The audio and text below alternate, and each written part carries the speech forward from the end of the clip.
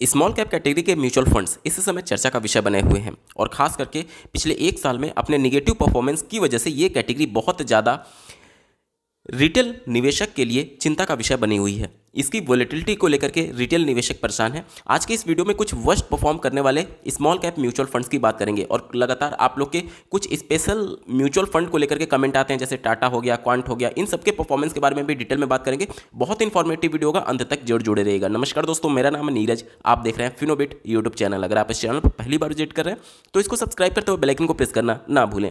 आज से 1 साल, 1.5 साल, 2 साल पहले जिस भी म्यूचुअल फंड एएमसी का नाम आपने शायद कभी सुना भी नहीं होगा, वो आज स्मॉल कैप कैटेगरी में टॉप परफॉर्मर बना हुआ है। मैं बात कर रहा हूं, आप अपने स्क्रीन पर देख पा रहे होंगे, स्मॉल कैप कैटेगरी में इस समय टोटल 34 एएमसी के म्यूचुअल फंड्स अवेलेबल हैं और इस समय पिछले 1 साल के परफॉर्मेंस के हिसाब से क्वांटम स्मॉल कैप जो है वो बेस्ट परफॉर्मर निकल करके सामने आ रहा है। अगर आप स्मॉल कैप कैटेगरी का जो बेंचमार्क है निफ्टी स्मॉल कैप 250, उसका पिछले 1 साल का परफॉर्मेंस देखेंगे तो निगेटिव में 5% के आसपास है और स्मॉल कैप कैटेगरी का परफॉर्मेंस कैटेगरी एवरेज की बात करें तो निगेटिव में 3% के आसपास है। वहीं पर इन दोनों को आउट परफॉर्म करते हुए जो quantum small cap mutual fund है उसने पॉजिटिव में लगभग 5.5% का परफॉर्मेंस यहाँ पर दिखाया हुआ है। इसके बाद से दूसरे नंबर पर पीजीआईएम इंडिया आता है जो कि ठीक ठाक है एएमसी। तीसरे नंबर पर ट्रस्ट म्यूचुअल फंड यहाँ पर देखने को मिलेगा आपका, जिसका पॉजिटिव में लगभग 2.25% के आसपास परफॉर्मेंस है। सुंदरम स्मॉल कैप देख सकते हैं आप। इसके बाद से ये सारे कुछ नाम सुने हुए आपको देखने को मिलेंगे, लेकिन टॉप में जो इस समय 2-3 फंड हैं जैसे कि क्वांटम हो गया, ट्रस्ट हो गया, इन सब का कभी भी नाम शायद आप ना सुने हों। वहीं पर जो टॉप परफॉर्मिंग म्यूचुअल फंड कभी हुआ करते थे जैसे कि निपॉन इंडिया स्मॉल कैप, मैं आपको आपके स्क्रीन पर दिखाने की कोशिश करता हूँ। देखिए निपॉन इंडिया स्मॉल कैप जो है वो निगेटिव में लगभग 4% का रिटर्न यहाँ पर दिखा रहा है और यहाँ पर आप देख सकते हैं 30 म्यूचुअल फंड्स में ये 20वें नंबर पर रैंक कर रहा है पिछले 1 साल के परफॉर्मेंस के हिसाब से। वहीं पर आप देख सकते हैं आप जैसे कोटक स्मॉल कैप हो गया जो कि बहुत पॉपुलर है, ये 30 म्यूचुअल फंड्स में से 26वें नंबर पर रैंक कर रहा है परफॉर्मेंस के हिसाब से और निगेटिव में लगभग 8% का यहाँ पर निगेटिव रिटर्न दिख रहा है। सबसे ज़्यादा प्रश्न जिसको लेकर के आ रहे थे वो टाटा स्मॉल कैप है जो कि पिछले 1 साल में सेकेंड हाईएस्ट लो परफॉर्म करने वाला mutual fund small cap category में यहाँ पर बना हुआ है। इससे पहले ये वर्स्ट परफॉर्मर हुआ करता था, मतलब सबसे नीचे लिस्ट में इसका नाम था। अब थोड़ा सा इसने परफॉर्मेंस को सुधारा है और निगेटिव में LIC mutual fund small cap category का ये सबसे लास्ट में देखने को मिल रहा है।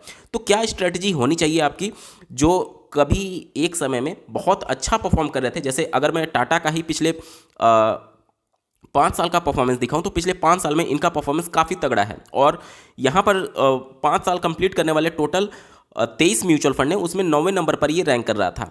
ठीक है, तो काफ़ी अच्छा लॉन्ग टर्म इनका परफॉर्मेंस है, लेकिन पिछले 1 साल में इनका परफॉर्मेंस काफ़ी बुरा हुआ है। इसी तरीके से क्वांट को लेकर के एक बार चर्चा हो रही थी, मैं क्वांट का भी पोजीशन आपको दिखाने की कोशिश कर रहा हूँ। Quant small cap mutual fund पिछले 1 साल, सवा साल से पहले अगर आप देखते तो क्वांट का परफॉर्मेंस बहुत बुरा था, लेकिन इस समय क्वांट का परफॉर्मेंस थोड़ा सा सुधरा है और यहाँ पर देखिए 30 स्मॉल कैप म्यूचुअल फंड में ये 13वें नंबर पर रैंक कर रहा है और परफॉर्मेंस आप देख सकते हैं इनका निगेटिव में उतना नहीं है जितना कि टाटा का है।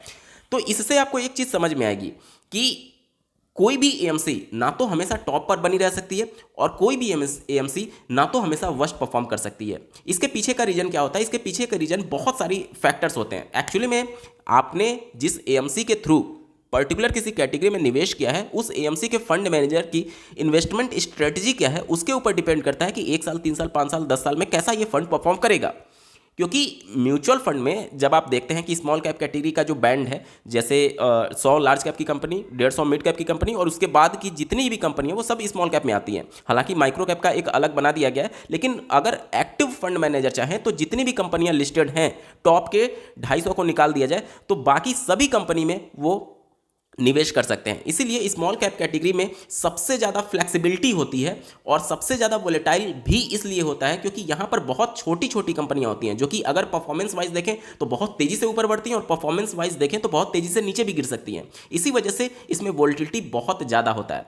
अब इतने ज़्यादा ऑप्शंस होने के बाद से कई तरीके की इन्वेस्टमेंट स्ट्रेटजी हो सकती है, जैसे कि मान लीजिए कि कोई कॉन्ट्रा अप्रोच को फॉलो करता हो। कॉन्ट्रा का मतलब कि आज के समय में जो स्टॉक्स चल रहे हैं उससे कॉन्ट्रेरियन यानी उससे अपोजिट कॉल लेना। जैसे मान लीजिए कोई एक स्टॉक है, ए है, कोई बी है, तो ए बहुत अच्छा परफॉर्म कर रहा है, तो ए उस पोर्टफोलियो में शामिल होगा जो कि मोमेंटम को या फिर अल्फा स्ट्रेटजी को फॉलो करता है, जो कि मार्केट जिस तरीके से बढ़ रही है उसके आधार पर आगे बढ़ना। कॉन्ट्रेरियन अप्रोच जस्ट इसके अपोजिट होता है। मान लीजिए मार्केट ऊपर जा रही है और ए भी स्टॉक भी ऊपर जा रहा है, लेकिन बी स्टॉक नीचे जा रहा है, मतलब कि ये क्या हो गया, ये कॉन्ट्रेरियन यानी कि मार्केट के अगेंस्ट में ये परफॉर्म कर रहा है, तो इसको कॉन्ट्रा अप्रोच बोलते हैं। मतलब कि कोई फंड मैनेजर अगर बी को अपने पोर्टफोलियो में शामिल कर लेता है तो जाहिर सी बात है जब मार्केट ऊपर जा रही है तो ये परफॉर्म नहीं कर पा रहा है, लेकिन जैसे ही मार्केट नीचे आएगी तो ये इनका परफॉर्मेंस जो है वो काफ़ी तगड़ा देखने को मिल सकता है। कॉन्ट्रेरियन में भी अगर आप देखेंगे तो इसी तरीके से मिलता जुलता वैल्यू फंड होता है। वैल्यू का मतलब क्या होता है कि ऐसे स्टॉक्स जो कि आज परफॉर्म नहीं कर रहे हैं लेकिन उनका फंडामेंटल काफ़ी स्ट्रांग है और नियर फ्यूचर में वो अच्छा परफॉर्म कर सकते हैं, और आज अंडर वैल्यूड है, मतलब कि अपने वैल्यू से काफ़ी नीचे वो ट्रेड कर रहे हैं, तो उसमें बेट लेना कई बार लॉन्ग टर्म में बेहतर ऑप्शन हो सकता है। तो चूंकि यहाँ पर अलग अलग इन्वेस्टमेंट स्ट्रेटजी है, कुछ लो वोलेटिलिटी होती है, क्वालिटी स्टॉक्स होते हैं, इसके अलावा आपका वैल्यू स्टॉक्स होते हैं, इसके अलावा मोमेंटम स्टॉक्स हो जाते हैं, इसके अलावा बहुत सारी स्ट्रेटजीज होती हैं और अलग अलग मार्केट साइकिल जब हमारे स्टॉक मार्केट में चलता है, जैसे कि अगर आप देखें मान लेते हैं कि ये सितंबर 2024 का समय था, ये अपने पीक पर था मार्केट, उसके बाद से लगातार इस तरीके से मार्केट गिरते गिरते और इसने अपना ऑल टाइम लो जो था वो अप्रैल 2025 में बनाया, ठीक है। उसके बाद से मार्केट थोड़ा सा ऊपर इस तरीके से चढ़ा और अभी मार्केट इस तरीके से कंसोलिडेट कर रहा है। तो यहाँ से यहाँ वाला जो फेज है, जो लगातार मार्केट में गिरावट हुई, इसको बोलते हैं करेक्शन फेज। और यहाँ से ये जो इसका ऑल टाइम हाई था, अभी तक अगर अपने ऑल टाइम हाई को ये टच नहीं किया हुआ है तो इसको बोलते हैं रिकवरी फेज। जब अपने ऑल टाइम हाई को टच करते हुए अगर ये ऊपर निकल गया तो अब यहाँ से बुल मार्केट फेज शुरू हो सकता है। तो कहने का मतलब ये है कि देखिए ये वाला जो फेज है जो यहाँ पर लगातार करेक्शन हो रहा है, तो करेक्शन में ऐसे स्टॉक्स अच्छा परफॉर्म करते हैं जो कि लो वोलेटाइल होते हैं या फिर जो वैल्यू स्टॉक्स होते हैं। करेक्शन फेज में अगर आप देखें, क्योंकि वहाँ पर जो लो वोलेटाइल है, जाहिर सी बात है वो मान लेते हैं कम गिरेगा, तो उस कंडीशन में डाउन साइड प्रोटेक्शन आपको ज़्यादा देखने को मिलेगा। वहीं पर जब आप रिकवरी फेज में होते हैं तो वैल्यू स्टॉक्स और क्वालिटी स्टॉक्स अच्छा परफॉर्म कर रहे होते हैं, और जब बुल मार्केट में आप जाते हैं तो मोमेंटम वाले स्टॉक्स जो है वो अच्छा परफॉर्म कर रहे होते हैं। मान लेते हैं कि 100% समय पर कोई भी फंड मैनेजर सही नहीं हो सकता। अगर किसी स्टॉक को लेकर के वो बेट लगा रहा है तो जरूरी नहीं है कि वो हमेशा ही सही हो। मान लेते हैं कि इस पॉइंट पर किसी ने अपना पोर्टफोलियो मोमेंटम को ध्यान में रखते हुए ऐसे स्टॉक्स का पोर्टफोलियो बना लिया, फंड मैनेजर जो कि मोमेंटम वाले को फॉलो कर रहा है, तो जाहिर सी बात है वो इस करेक्शन फेज में परफॉर्म नहीं करेगा और ज़्यादा नीचे गिरेगा। वहीं पर कोई एक ऐसा फंड मैनेजर है जो कि इस टाइम पीरियड पर अपने पोर्टफोलियो में क्वालिटी या फिर वैल्यू वाले स्टॉक्स को शामिल किया हुआ है, तो जाहिर सी बात है उसमें डाउन साइड प्रोटेक्शन आपको ज़्यादा देखने को मिलेगा। अगर मान लेते हैं कि सितंबर 2024 से मार्केट ऊपर चला जाता तो जो वैल्यू और क्वालिटी वाले हैं वो आपको अच्छा परफॉर्म करते हुए नहीं दिखते, और बुल वाले मतलब कि जो मोमेंटम वाले स्टॉक्स हैं जिनका पोर्टफोलियो है स्मॉल कैप में, वो आपको अच्छा करते हुए परफॉर्म करते हुए दिखता। तो ये देखिए मार्केट को कोई प्रिडिक्ट नहीं कर सकता कि कब कौन सा फेज चलेगा, और अलग अलग फेज में अलग अलग स्ट्रेटजी काम कर रही होती है।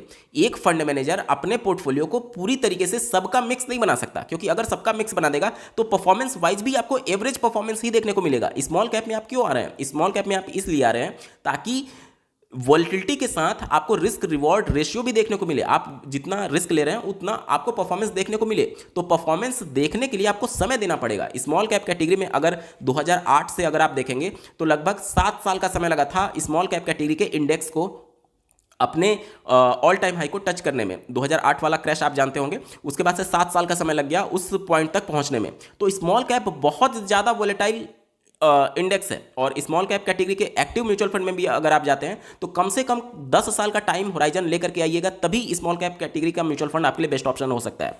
इस वजह से, क्योंकि देखिए जो आप देखते हैं स्मॉल कैप कैटेगरी में आपको जितना भी परफॉर्मेंस दिख रहा है परसेंटेज वाइज, वो जब तक 2-3 साइकिल आप नहीं देख लेंगे, जैसे देखिए ये एक गिरावट हुआ, एक ऊपर गया, फिर एक ऊपर गया, फिर एक इस तरीके से गिरावट हुआ, तो पूरा ये जो साइकिल है, मान लेते हैं कुछ इस तरीके से साइकिल जब हुआ, तो जब ये एक और ये मिला करके पूरा एक साइकिल माना जाएगा। तो जब तक पूरा एक साइकिल आपका कंप्लीट नहीं होगा तब तक किसी भी जो एएमसी का फंड है उसको आप जज कर ही नहीं सकते हैं। तो जो आपको पिछले एक साल में बहुत अच्छा दिख रहा था, आज वो बहुत बेकार दिख रहा है, क्योंकि हो सकता है कि उसमें जो फंड मैनेजर है वो जिस अप्रोच को फॉलो कर रहे हो वो अप्रोच इस समय के मार्केट सिचुएशन से सूटेबल या फिर सूट ना कर रहा हो। अभी अगर आप देखेंगे पिछले एक साल में सितंबर अक्टूबर में जो Nifty 500 momentum 50 index fund launch हुआ था, जैसे मोतीलाल ओसवाल का हुआ था, निपॉन का हुआ था, उनका परफॉर्मेंस अगर अभी आप देखेंगे तो जितने पर लॉन्च हुआ था उससे भी ये अभी भी निगेटिव में है एक साल होने के बावजूद भी। तो क्या इस अप्रोच को खराब कहेंगे? नहीं कहेंगे। क्यों? क्योंकि आपको समझना होगा कि मोमेंटम स्ट्रेटेजी तभी काम करती है जब मार्केट में बुल फेज आता है, और पिछले एक साल से मार्केट में बुल फेज तो छोड़िए, लगातार करेक्शन और रिकवरी भी अभी पूरी नहीं हो पाई है। अगर आप निफ्टी का पैटर्न देखेंगे, निफ्टी 50 का, तो वो अपने ऑल टाइम हाई को टच कर चुका है, लेकिन निफ्टी 50 में जो जायंट कंपनीज हैं, जो बड़ी कंपनी है, उनका वेटेज ज्यादा होने की वजह से अगर उनका परफॉर्मेंस आ रहा है तो वो आपको ऊपर ज्यादा जाता हुआ दिख तो रहा है, लेकिन ओवरऑल स्टॉक्स जो है, जो 100 स्टॉक्स है लार्ज कैप में, वो ऐसा नहीं कि सभी चल रहे हैं।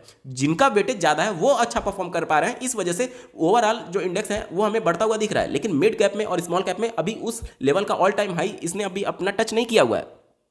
तो इन सभी चीजों को आपको समझना होगा कि निफ्टी 500 मोमेंटम 50 जो है वो देश की सबसे बड़ी 500 कंपनी की बात करता है, जिसमें लार्ज कैप भी शामिल है, मिड कैप भी शामिल है और स्मॉल कैप भी शामिल है। तो जब तक स्मॉल कैप और मिड कैप अपने ऑल टाइम हाई को टच करके ऊपर नहीं जाएगा, तब तक मोमेंटम स्ट्रेटेजी काम ही नहीं करेगी। और बहुत सारे निवेशक इस बात से परेशान है कि मोमेंटम 50 में लगा करके वो फंस चुके हैं। एक्चुअली में आप फंसे नहीं हैं, आप इनके इन्वेस्टमेंट स्ट्रेटजी को समझे बिना वहां पर निवेश कर दिए। मोमेंटम स्ट्रेटजी केवल और केवल बुल फेज में काम करती है। अब मैं आपको क्यों कह रहा हूं कि एक साइकिल कम से कम देखने के बाद ही आप किसी भी फंड को जज करिए, इसलिए कि जब आप 10 साल रुक जाते हैं तो 10 साल में इस तरीके से मार्केट ऊपर नीचे ऊपर नीचे ऊपर नीचे कई साइकिल आपको देखने को मिल जाता है। और जब आपको कई साइकिल देखने को मिलेगा तो इसमें बुल फेज भी आएगा, करेक्शन फेज भी आएगा, यहाँ से जो करेक्शन हो रहा है वो भी आएगा, करेक्शन के बाद से लो से ये रिकवरी फेज भी आएगा, फिर बुल फेज आएगा।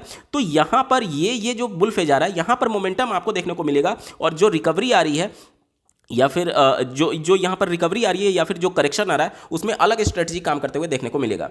अब कोई भी फंड मैनेजर है तो वो मार्केट सिचुएशंस को प्रिडिक्ट करके अपना पोर्टफोलियो बनाता है। अब जैसे सितंबर 2024 में कोई फंड मैनेजर हो, उस समय अगर उसे ये लगता होगा कि मार्केट यहां से भी ऊपर जाएगी, तो जाहिर सी बात है वो अपना कैसा पोर्टफोलियो बनाएगा? मोमेंटम वाला पोर्टफोलियो बनाएगा। वहीं पर कुछ फंड मैनेजर मान लेते हैं कि उनको अगर ये लग रहा हो कि यहां से मार्केट गिरेगी, तो वो अपना कैसा बनाएगा? वो वैल्यू स्टॉक्स का अपना पोर्टफोलियो बनाएगा या फिर क्वालिटी स्टॉक का अपना पोर्टफोलियो बनाएगा। तो जाहिर सी बात है अगर उसने ये वाला बेट लिया क्वालिटी वाला, तो जाहिर सी बात है उसमें डाउन साइड प्रोटेक्शन ज्यादा देखने को मिला और वो फंड कम गिरा, इस वजह से निगेटिव में परफॉर्मेंस वहां पर कम दिख रहा है। लेकिन किसी ने ये वाला अगर पोर्टफोलियो बनाया होता मोमेंटम वाला, तो जाहिर सी बात है उसमें करेक्शन ज्यादा देखने को मिलेगा और निगेटिव में ज्यादा परफॉर्मेंस देखने को मिलेगा। तो कभी भी 1 साल 2 साल 3 साल के परफॉर्मेंस को देख करके आप किसी भी फंड को जज बंद करिए। आज हम लोग यहां पर ट्रस्ट म्यूचुअल फंड की बात कर रहे हैं या फिर quantum small cap mutual fund की बात कर रहे हैं, तो पिछले 1 साल के परफॉर्मेंस के हिसाब से ये आपको बहुत तगड़ा दिख रहा होगा। लेकिन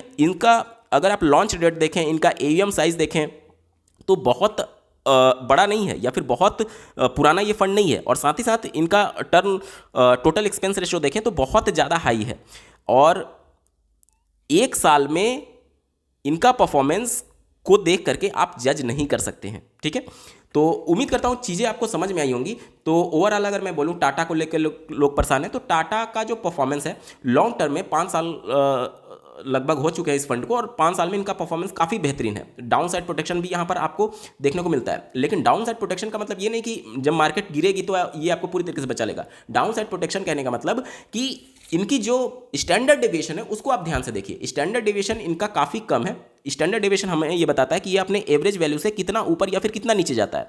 अब मैंने जैसे आपको बताया कि जैसे मार्केट जब सितंबर 2024 में अपने ऑल टाइम हाई पर था, यहाँ पर किसी ने अगर मोमेंटम स्टॉक को शामिल कर लिया तो डाउन साइड प्रोटेक्शन होने के बावजूद भी वो तो निगेटिव में परफॉर्मेंस दिखाएगा ना, क्योंकि मोमेंटम स्ट्रेटेजी कब काम करती है? जब मार्केट में बुल फेज होता है, और बुल फेज तो है ही नहीं 2024 सितंबर से। तो इस वजह से ये बहुत ज़्यादा निगेटिव में आपको दिख रहा है, जो कि बहुत लंबे समय तक शायद आपको ना दिखे। आज से लगभग 6 महीने पहले, साल भर पहले अगर आप क्वांट की स्थिति देखते हैं, क्वांट स्मॉल कैप की, तो वो वर्स्ट परफॉर्मर हुआ करता था। आज उसका परफॉर्मेंस सुधरा है। तो कोई भी स्ट्रेटजी हमेशा काम नहीं करती है और कोई भी स्ट्रेटजी हमेशा फेल नहीं होती है। मार्केट में जिस तरीके से सिचुएशन, जिस तरीके से सिनेरियो चल रहा होता है, उसके हिसाब से अलग अलग स्ट्रेटजी काम कर रही होती है। इसी वजह से कभी ये फंड आपको अच्छा करते हुए दिखेगा, कभी दूसरा फंड अच्छा करते हुए दिखेगा। आपको कभी भी बेस्ट फंड के पीछे नहीं भागना है। अगर आप बेस्ट फंड के पीछे भागेंगे तो आज आप इसमें निवेश कर देंगे, कल आप टाटा में निवेश कर देंगे, परसों आप क्वांट में निवेश कर देंगे, उसके बाद निपॉन में कर देंगे, उसके बाद एसबीआई में कर देंगे। मतलब आप अपना फंड अगर 10 साल का टाइम होराइजन है तो कम से कम 4-5 बार तो आप चेंज ही कर देंगे टॉप परफॉर्मर को देखते हुए। कभी भी किसी भी कैटेगरी में जब आप निवेश कर रहे हो म्यूचुअल फंड में, तो आपको जो इनका कैटेगरी एवरेज होता है लॉन्ग टर्म में, उसके बराबर का परफॉर्मेंस अगर आपको देखने को मिल रहा है तो आपको वहाँ पर सफिशियंट मान करके चलना है। जैसे कि अगर मैं यहाँ पर आपको लॉन्ग टर्म में स्मॉल कैप कैटेगरी की बात करूँ तो देखिए, स्मॉल कैप कैटेगरी का लॉन्ग टर्म में परफॉर्मेंस हमें ये सिंस इंसेप्शन की बात है, और ये 10 साल का यहाँ पर बात है, ये 5 साल की डेटा है, ये 3 साल का है और ये 1 साल का है। तो हमें इसी के आसपास अपनी परफॉर्मेंस को जो एक्सपेक्टेशन है वो रखनी है। मतलब कि अगर आपका इतने से इतने के बीच में लॉन्ग टर्म में आपका परफॉर्मेंस दिख रहा है तो ये मोर देन सफिशियंट है। इससे ज़्यादा जब आप एक्सपेक्टेशन रख लेते हैं 1 साल 2 साल 3 साल के परफॉर्मेंस को देख करके, वहाँ पर प्रॉब्लम आती है। तो अगर स्मॉल कैप कैटेगरी का म्यूचुअल फंड है आपका और इसके बीच में वेरी कर रहा है परफॉर्मेंस वाइज, इससे ऊपर जा रहा है तो आपका बोनस है। अगर इसके बीच में वेरी कर रहा है तो वो बहुत अच्छा परफॉर्म कर रहा है और लंबे समय तक आपको उसमें बने रहना चाहिए। क्योंकि आज आपको ये लग रहा होगा कि स्मॉल कैप कैटेगरी में इतना परफॉर्मेंस कम है, लेकिन हो सकता है कि इनकी स्ट्रेटजी आज के सिचुएशन के हिसाब से काम ना कर रही हो, और जब आप इससे निकले और उनकी स्ट्रेटजी उस समय के मार्केट सिनेरियो के हिसाब से अलाइन कर जाए और तब वो तगड़ा परफॉर्म करने लगे, तब जाकर के आपको पछतावा होने लगेगा। इस वजह से अगर आपने एक्टिव स्मॉल कैप लिया हुआ है फंड मैनेजर पर विश्वास करके, तो फंड मैनेजर को अपना काम करने दीजिए। प्रत्येक स्ट्रेटजी का एक समय आता है, उसके हिसाब से वो परफॉर्म कर रहा होता है। उम्मीद करता हूँ आपके सारे डाउट्स क्लियर हो गए होंगे। इस वीडियो को देखने के लिए आपका बहुत बहुत धन्यवाद। भगवान करे आपका दिन शुभ हो।